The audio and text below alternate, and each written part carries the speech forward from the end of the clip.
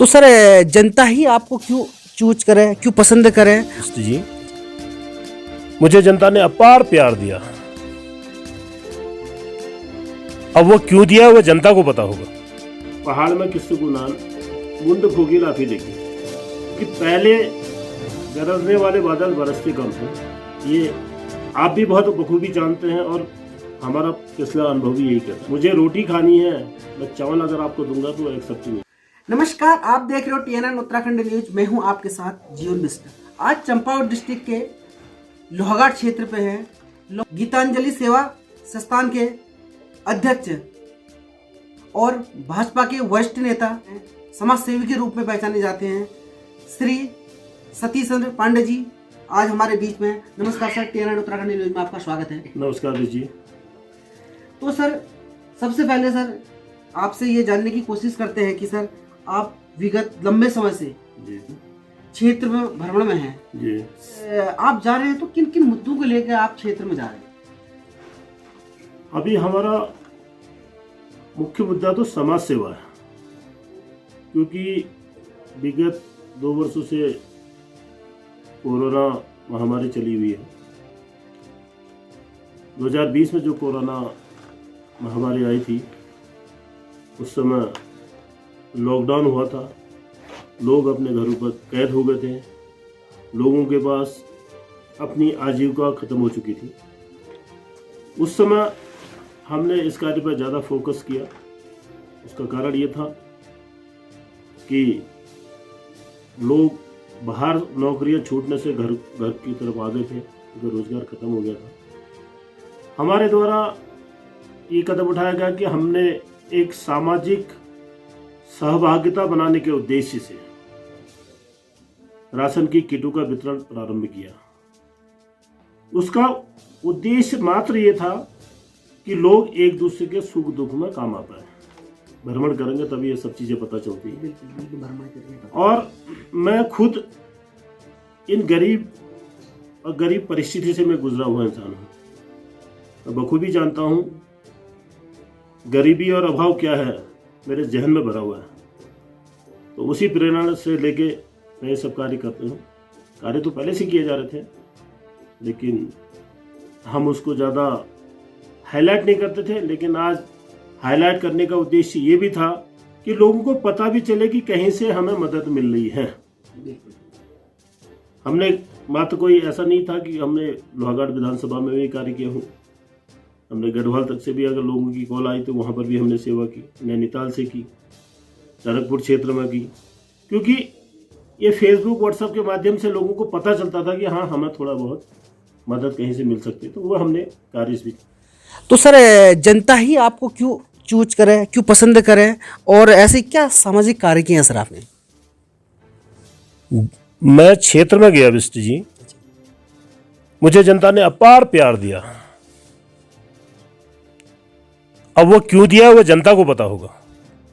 हालांकि मेरे द्वारा कोरोना काल में जब लोग घर के अंदर कैद थे, घर से आदमी बाहर नहीं निकलता था कोरोना के डर से, तो हमारा जगह जगह क्षेत्र में जाकर कम से कम 5 से 5.5 हज़ार लोगों को राशन किट का वितरण किया गया।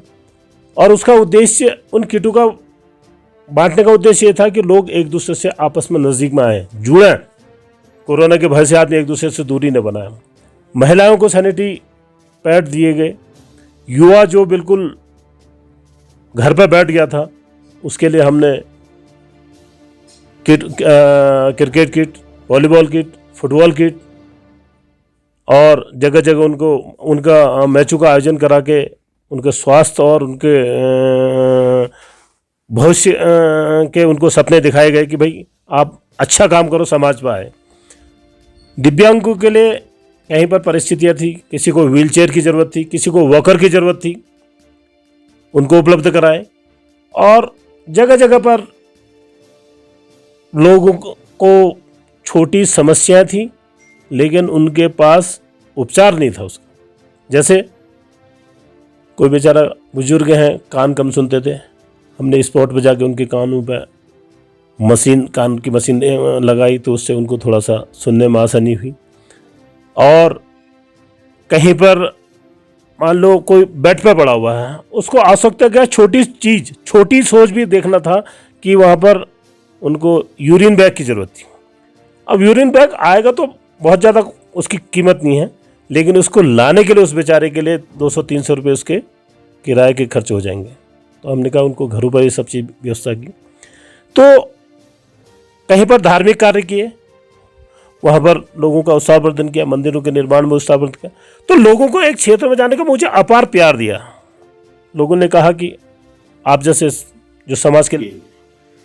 सर विगत 31 वर्षों से आप भारतीय जनता पार्टी से जुड़े हैं, आरएसएस से भी जुड़े हैं सर। जी। तो सर इतने समय से आप बिल्कुल एकदम से कोई एक्शन के मोड में नहीं थे जी। इस बार आप बिल्कुल एक्शन के मोड में दिख रहे हो, तो सर इसका खास क्या रीजन हो सकता है? समाज सेवा के लिए करना, क्योंकि कार्य बहुत कर लिए और एक मंच के माध्यम से अगर हम समाज जो छोटी छोटी चीजों के लिए मोहताज है, उसका ज्ञान तो हमें पहले से भी था, लेकिन आज छोटी छोटी समस्याओं के लिए आदमी पहुंच नहीं पा रहा है, उसके छोटे छोटे काम रुके पड़े हैं। अभी मैं बीच में देखा कि मैंने किसी बेचारे की वृद्धावस्था पेंशन पात्र होते हुए भी नहीं लगी है, किसी को थोड़ा सा पेंशन मिलता है उसके लिए 1000 रुपये या 1200 रुपये बहुत होता है और उसको नियम मुहैया कराई। अन्य भी बहुत सारे विकास के कार्य हैं। इन्हीं सब मुद्दों को देखते हुए हमारा भी मन बना कि क्यों हम इस मंच पर आए। सर विधानसभा 54 से आप उम्मीदवार के रूप में आपको देखा जा रहा है जी, और चुनाव बहुत नजदीक है। जी, बिल्कुल अपने आपने दावेदारी कर भी दी है और भ्रमण भी चल लिया, जो चीज रहता है सर। जी। तो सर आप विधायक बनते हो तो सर्वप्रथम आप किन कार्यों पे प्रकाश डालेंगे? देखिए बीजी ऐसा है कि पहाड़ में किस्से को नान मुंड भोगी लाफी देखी, जो विजन हमने बनाया है और विजन के तहत ही हमने अपना मन बनाया कि हम यहाँ पर अपने कदम आगे बढ़े। जब जनता हमें उस लायक समझेगी, उसके बाद जब हम पद मिलेगा तो हमारा कार्य आप लोगों को खुद ही दिखेगा, क्योंकि पहले गरजने वाले बादल बरसते कम हैं, ये आप भी बहुत बखूबी जानते हैं और हमारा पिछला अनुभव भी यही कहता है। और जैसी उस समय अब मैं अपने आप को भाग्यशाली समझता हूँ कि अगर मैं जनता की सेवा, अगर मुझे दिन भर में अगर मैंने 2-4 लोगों के कार्य कर दिया तो मुझे शाम को बड़ी चैन की नींद आती है। और मैं इन्हीं भावनाओं के साथ जनता पर मुझे इतना यकीन है कि जनता अवश्य मुझे इस लायक बनाएगी। सेवा की कुर्सी है, अब जनता की सेवा करने के लिए हम आना है और वो हमारा उद्देश्य है कि हम जितना भी तन मन धन से हम जनता की सेवा कर रहे हैं, ये हमारा उद्देश्य है। सर टिकट संबंधित भी बातें कर लेते हैं। बहुत लोग सब अपने अपने में दावे कर रहे हैं, जितने भी प्रत्याशी हमने उनसे भी वार्तालाप की थी, सब अपने अपने दावे वे कहते हैं कि हमारा 100% है, हमारा ये है, हमारा ये है। तो सर सारे लोग अपने अपने दावे कर रहे हैं। तो टिकट संबंधित आप कुछ खास कहना चाहोगे? देखो बिरजी, ये संगठन का मामला है। हमारी भारतीय जनता पार्टी विश्व की सबसे बड़ी पार्टी है और वो जो भी डिसीजन करती है बहुत सोच समझ के करती है, सारे पहलुओं का मूल्यांकन करेगी। उसके बाद संगठन जिसको भी एक व्यक्ति को टिकट तो एक ही व्यक्ति को मिलना है ना, जिसको टिकट दी गई उसके साथ हम लोग काम करेंगे। और हमने अपनी इच्छा जाहिर की है, अगर संगठन हमें इस योग्य समझेगा तो हम सबसे पहले। और बहुत जोरदार वाक्य है आपसे, आप फेसबुक पे जो अनमोल विचार होते हैं सर, वो आपके बड़े चर्चित रहते हैं। उसके बारे में जिक्र हम क्षेत्र में कहीं भी जाते हैं, आपके विचारों का जिक्र होता है सर। उसकी जानकारी चाहिए सर थोड़ी सी। तो उसका यह है कि देखो, हम सोचते हैं कि ये सब शिक्षा हमने अपने गुरु से ली है और हम भी सोचते हैं कि लोग भी उसका अर्थ अच्छा निकाले, पॉजिटिव अर्थ निकाल के उस पर विचार करें। अगर आप विचार करेंगे, बेशक हम कहते हैं कि भाई किसी दूसरे को कष्ट नहीं देना है, हो सकता है आपके दिल में अभी भाव आ जाए, उन भाव को आपके दिमाग पर जागृत करना हमारा उद्देश्य है। मतलब कोई उसका अन्य उद्देश्य नहीं है। सर जाते जाते जनता को, हमारे क्षेत्रवासियों को कुछ खास संदेश सर?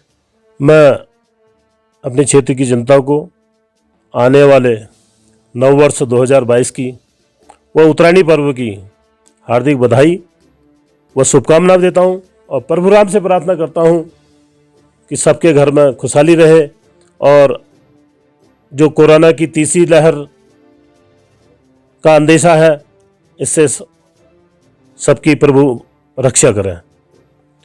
मैं पुनः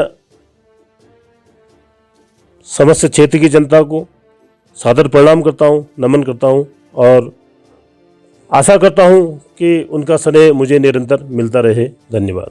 बहुत बहुत धन्यवाद सर, जो हमें इतना समय दिया उसके लिए बहुत बहुत तहे दिल से धन्यवाद सर। धन्यवाद जी, आपने भी मुझे समय दिया, आपका भी